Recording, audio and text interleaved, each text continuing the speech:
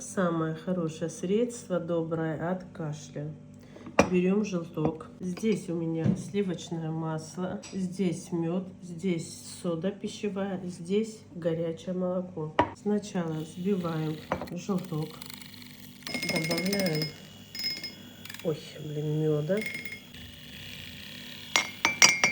добавляем соду, взбиваем хорошенько, добавляем масло и вот эту смесь все заливаем кипятком.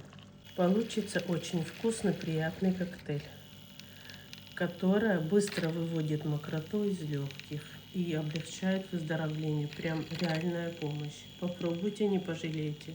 Натуральное, домашнее, вкусное средство. Прекрасное средство, готовое, пенистое, вкусное, реально вкусное.